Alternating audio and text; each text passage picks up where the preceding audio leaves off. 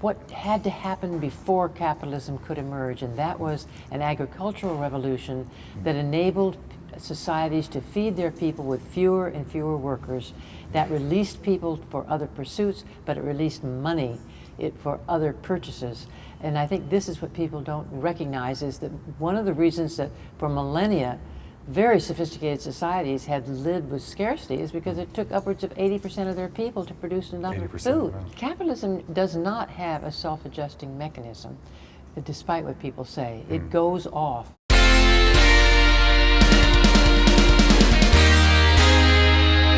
Capitalism is more than just an economic system. We have to realize it's a cultural movement that affects everything in society and in turn is affected by everything in those societies. And it's taken unique forms in the various nations that have given it a try. That's according to my guest today, historian Joyce Appleby. She's author of The Relentless Revolution, A History of Capitalism. Pleasure to have you here today, Joyce. Pleasure to be here, Greg. So I enjoy this book, but I think there's a tendency to think of capitalism just purely as an economic system, but you really want to take a fresh look at this and say, no, it affects everything in society. It's a cultural. I think it's very important for us to see that, because otherwise we have a mechanical view of our economic system. We don't realize how much it's involved in values, personal habits, national traits, the mores of the people, and you can't really change it if you want to, unless you understand that it's deeply involved in every other aspect of our society. So I call it a cultural system based on the economics of capitalism. Now there's a tendency among economists to mathematize everything or turn it into equations, but you're kind of resisting the trend. Well, that's fine if economists want to do that. I want to write a history of how we got capitalism and how it has changed the societies that have adopted it. And economists have a much different goal. They're interested in determining certain rates and what's going to happen if you change this rate and you do this or that to it. But I want to see it whole and all of its complexity, and yet with clarity. Well, one of the big questions I think is, well, number one is, what is capitalism, or when did it come about? Because as you say in the book, there's been commerce for centuries or millennia. So what makes it different than just commerce or trading or? I think the difference is what had to happen before capitalism could emerge, and that was an agricultural revolution that enabled societies to feed their people with fewer and fewer workers, that released people for other pursuits, but it released money for other purchases. And I think this is what people don't recognize, is that one of the reasons that for millennia very sophisticated societies had lived with scarcity is because it took upwards of 80% of their people to produce enough food. Right. Now, that agricultural revolution didn't force capitalism, but it made it possible. And I define capitalism as a system in which private people use their money to enhance profits, usually by improving production. And it has led to a series of technological revolutions. So I don't really think we have capitalism until we have this dynamic of generating more and more wealth, leading to more and more changes, involving people in constantly different tasks. Well, it's interesting when you mention agriculture, because these days it's getting to the point where you almost wonder if there are farms in America or mom and pop farms anymore. It's like nobody's a farmer. And so no, I think it takes about 2% of our population Yeah. to produce the food that we produce, and we export a lot, so we more than feed ourselves. Now, you say this all got started in England, or that's where it really took off? Yes, and it took several generations. The agricultural community, agrarian societies are very conservative. It took a few innovators, but their success in producing more food, in the long run, it forced other people to change, because if you produce more food, you have a drop in prices. If you're an innovator and you're using all the technological advances, that drop doesn't hurt you. But if you're not and you're still producing the same old amount, that drop is critical. So it did begin in England. The Dutch also were involved, but it didn't move on in the Netherlands from an agricultural revolution to a capitalist revolution. Well, I know you spent a lot of time in the British Museum reading a lot of pamphlets and books and everything else from that time. But so what happened in England? What made it special or different? Well, it's a fascinating question. I think we have to recognize how almost airtight traditional society was. It was built on scarcity. And because of scarcity, there was always you might say, an emergency mode. That is to say, famines were always possible. Therefore, there was a rather strict hierarchy. People had to keep their place. There couldn't be a lot of freedom because it would be like a sinking ship. You know, there's a captain in charge. And so this meant, and deep traditions, adherence to custom, fear of change. Well, what is capitalism? It's nothing but an unending series of changes. So it took a long time for this to change, and it took a very propitious environment in which people were free to innovate. They were free to benefit from their innovations. They were free to discuss them. And this took place during a century of revolution in England in which the authorities were badly distracted by civil war. And so you had all of these enterprises, and I'm kind of truncating it because it was a long period, but you basically had markets widening, people entering into new endeavors, and not being stopped by authority. And by the time the authorities were in charge again, they'd already proven that they could generate more wealth, more prosperity for the society, and that they weren't disturbing. And you couldn't say no to that. Exactly. But again, I'm making it sound awfully smooth, and it wasn't. There were lots of failures, and there was lots of distress. You had to overturn a very strong attitude towards charity. Well, and that's a good point to make too, because there's always the notion that that it was just inevitable. Capitalism would rise to the top, and we shall overcome or triumph, and it would. But you don't really think it was inevitable. I don't think it was inevitable at all. I think it was just a convergence of very propitious developments. One of them, of course, was science. But you could have had science remain with scientists had you not had an open society like that of England's, where mechanics could learn that science and see how, we can take this air pump. I mean, maybe we could use steam in some new way and get it to do some pushing for us. So that's what's interesting, is to see how many things had to be working in the right direction for capitalism to take hold, and it was not inevitable at all. Commerce, I think, was inevitable when people got together, but not capitalism.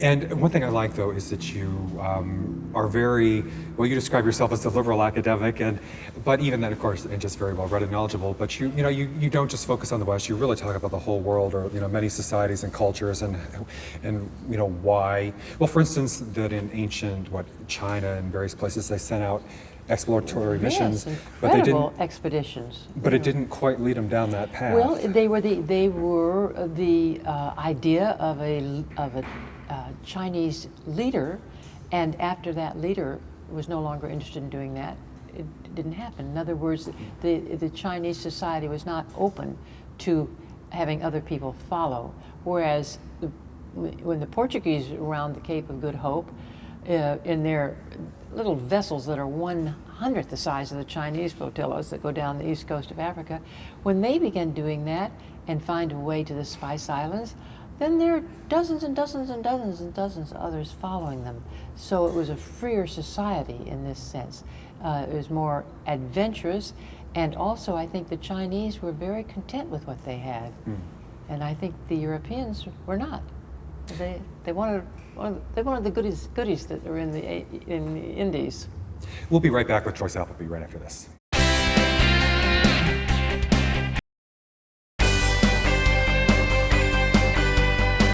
And we are back with Joyce Appleby. She's author of Relentless Revolution, A History of Capitalism.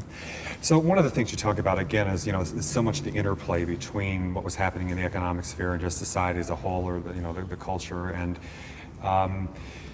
but it had so many implications at so many levels, because there were even almost biblical aspects to this, ideas from the Bible that you could or couldn't do. Absolutely, it was a biblical injunction against usury, against charging interest, and that had been considerably weakened, but it was always there as an element. And more important was a biblical injunction to care for the poor. And it had to be demonstrated that if you allowed people to do things on their own independently, that the weaker in society would not suffer. So these arrangements had to be made, and there was great contention over this because capitalism is competitive and it's individualistic, and this is not really the biblical model of a society, of a community. And that's why in some cultures it really hasn't taken off or didn't take off in quite the same way, maybe in Islamic societies. Exactly, absolutely. And I think what seems obvious is that the neighbors of England had to imitate it because it created wealth, and these were rivals, and wealth could be translated into armament, so that you couldn't ignore it. But if you were far, far away from West Europe, you could ignore it, and they did ignore it. And it really wasn't until the Western European nations, France, Germany, England, move out into Asia, into Africa, and start building colonies that they take capitalism in a very ugly form to the rest of the world. They're spreading it because capitalism has this dynamic: you create wealth, and then that wealth wants more wealth. So there's always this push for more, further, farther, more things, and there was much resistance, and it's only really been in the last 50 years that you've had nations that weren't attached to Western Europe become involved in capitalism. First, starting with Japan at the end of the really 19th century. Japan was the leader in Asia in this matter. But then there were the Four Little Tigers, Taiwan, South Korea, Singapore, and Hong Kong. And of course, the giants of all moved in the last 30 years have been China and India. And they have adapted to capitalism in their own unique way. And what did you learn, or what did you observe, in studying that, the way that, because you talk about the way that the French or the Germans or the Americans, kind of try to pick it up and import it into their cultures. Right. So how does that work, and what? Well, I think what's interesting in both the case of India and China is that when they became independent nations, close to the same time, in 47 when India got its independence, and 49 the Communist Revolution, they pulled away from the market that they had been involved in. They felt it had been disadvantageous to them because they had been, as it were, plucked poor by the West. So they wanted not to be involved in international commerce. And it wasn't until their founding leaders were gone that they do move in that direction, with Deng Xiaoping in 1978 in China. But what's fascinating is, just to take China as an example, is that China is not a free society in any way. And there's always been this idea that capitalism, because of the individual aspect and initiative, that it had to be a free society. But China has demonstrated that no, you can have a market shift to capitalist production and generating wealth and investments and privatizing businesses and still have a tight control on your society. But that'll be another 20, 30 years, no one knows, because capitalism has a way of changing societies. Well, in fact, going back to the example of England, you talk about the way that it was kind of, help bring about notions of equality, or help spread them in society between the aristocracy and the common people, and everyone, the king and the little guy or the baker, Right. they were both consumers or whatever. Right. There was a new way, and this was largely done through what you might call discourse. This was largely done by people saying this. Everybody's a merchant, from the peasant to the king, meaning they have to sell something, and it's a kind of a crass statement. In fact, much of capitalist literature is crass, like the almighty dollar and in the business of America is business and things of this sort. Exactly. Probably very true, though. But it is. It's absolutely. It is true. But it changed the sensibilities, and probably the most important thing it did was to give people on the bottom the capacity to live different lives. They could buy these wonderful calicos that were coming out of India. Shop girls and maids were dressing in them. And this was kind of offensive to have these people in the lower orders dressing up as though they were duchesses, but there wasn't anything they could do about it. And of course, the people who were concerned with the dynamic of capitalism wanted more consumers. So there was this push. Actually, because it increased your market and right. So, but again, all this was done with a lot of contention, a lot of unhappiness, and it required a tremendous amount of effort to just understand what was happening. It was a little tougher in France. They weren't as big on the whole equality thing. No, well, of course, the aristocracy. No, of course. No, it was different in France. Probably still is. We see that capitalism is different. We certainly see in all of Europe there's a much stronger safety net than there is in the United States, and that has a lot to do with these older traditions of taking care of the whole society. With France, the equality came with a revolution, and then there was this liberty, equality, and fraternity. Well, and picking up on that, because I think that's such an interesting idea, and I love Europe and going there, and it's kind of an ongoing discussion I've had in various ways with people over the years about the differences between America and Europe. But what we tend to say in America is that we call it socialism, but you're really just calling it capitalism with... No. Socialism is when the government owns the means of production. I think socialism in the United States is just a pejorative term you throw at something you don't like. Do we think we have socialized schools because we have public schools? No. I mean, there are different traditions, and then after the Second World War, you could see in the planning of France and West Germany that there was this idea they didn't want to have conflict between labor and management, and so they were much more cooperative in their arrangements.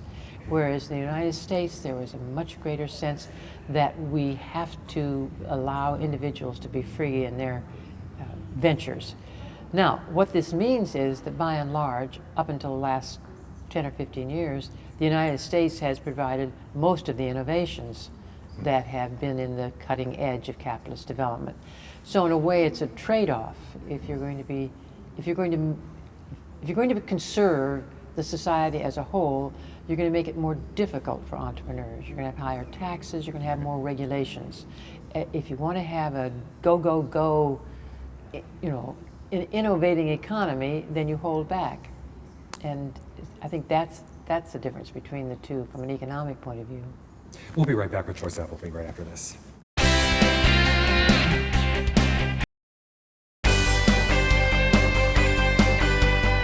And we are back with Joyce Appleby. She's author of Relentless Revolution, A History of Capitalism.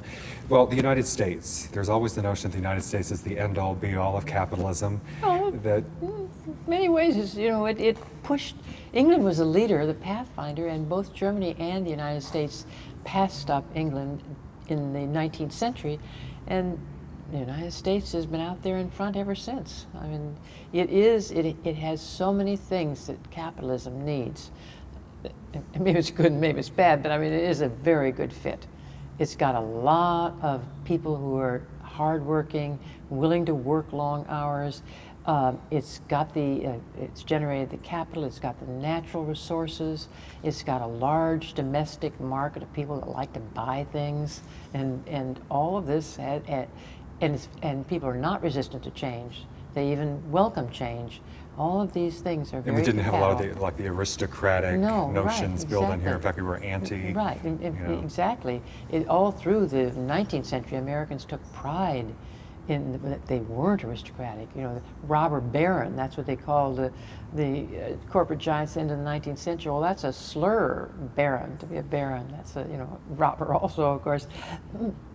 But it was a good fit, and I think it will continue to be a good fit for 20, 30, 40, 50 years. I think we're going to live in a world in which China and India are going to be increasingly important, but they're good customers, and they're, I think people think that you have to be rivals, and you don't. In capitalism, you don't have to be rivals. Well, when you talk about how it affects society and the way this they've said, well, one reason we couldn't have a nuclear war with China is that they own so much of our debt that they'd like destroy their, But that's one reason they can't attack us either, because they've got all this money in our treasury notes, so they're as interested in keeping us afloat as we are. No, it's a mutual dependence. So maybe it is a good thing. Well, I mean, there are many things that are wrong with capitalism. I discuss this in my book, but it has generated enormous wealth, and that wealth is what has paid for the medicine and medical knowledge that has extended life. That wealth is paid for our universities. That wealth is paid for our art galleries. That wealth is paid for our well baby clinics. I mean, it's hard to imagine living in a world that doesn't have that kind of wealth for the benefit of the whole society. The real question is our ability to use it wisely, direct it wisely. Well, we're living in a time when you mentioned the robber barons, but we're also living in a day, Right. after our recent Latter-day crisis, robber barons. where it is easy to be critical of capitalism, and it has taken a lot of flack, and people wonder whether, is it out of control or what's going on. From a historical perspective, I mean, do you have any thoughts on? Well, I'm not really as a historian. If I express my opinion, they'd be more as a citizen who has opinions. But I do think that the role of finance in our economy and in the economies of the Western Europe as well, in Japan in the last 20 years has been much too great and not productive. It has diverted too much money into seeking returns from sort of rinky-dink securities that have been first, based upon mortgages. This isn't really good for capitalism. Capitalism needs that investment money in producing things. We've got a green revolution that was going to take a lot of capital if we're going to adjust to the demands to keep our planet cool. So I don't think that's been good. I'm hoping very much that we will have the wisdom to see how that needs to be controlled in the future. Capitalism does not have a self-adjusting mechanism, despite what people say. It goes off. People go off in binges and bubbles, and it's understandable because it's a society. It's a system of competition and rewards and being the first there in an enterprise. And it rewards risk takers. And sometimes it rewards corruption and bribery. Absolutely, and sometimes it does all those things. You cannot have that many rewards out there and not have some people, gaming the system. So there does have to be some regulation. It just can't be onerous. It has to be wise regulation. It's got to be regulation that doesn't turn off the tap. And I get your point because, again, it's when you look at the history, you can see how some of the maybe religious or even political or class notions stifled the economy and really their whole country, and some even the rich people didn't realize how they were being stifled, right. In a way. Right. But yet, then when you see it out of control, so it's kind of a question right. of Right. And then transparency is one of the key issues, and it's a key issue in the financial system right now. Nobody wants people looking at what they're doing, but it's absolutely essential because capitalism depends upon people having accurate knowledge. Information is very important. How can you invest if you don't have the right, or how can you invest wisely if you don't have the right information? How can you regulate if you don't have the right information? And we're all alike in wanting other people to be scrutinized, but preferring to have a lighter touch on ourselves. And this is where I think government comes in too. Government itself has to be transparent, and it has to regulate the economy so that it's transparent. Well, economists, as you say in the book, like to say that all things being equal, or all other things being equal, right, and you say they never are. Right. Have you heard from economists? I know that the book was just published, but have you shown it around to colleagues or gotten a reaction? No, I haven't got a reaction from economists. I've got some reaction from readers who are not specialists and from historians. I'll be interested. I think that some economists will like it. They'll say this isn't what we do, and they're right. It isn't what they do. It's history, and it's interesting if you're interested in history. But I don't imagine. Well, we'll see. We'll see. The reviews haven't come in yet. On the bullseye. Right. Exactly. And well, you've touched along the way about. You seem to think that there are some obvious benefits from capitalism, but I'm just curious. What did you learn personally doing this or writing the book? What did you get out of it?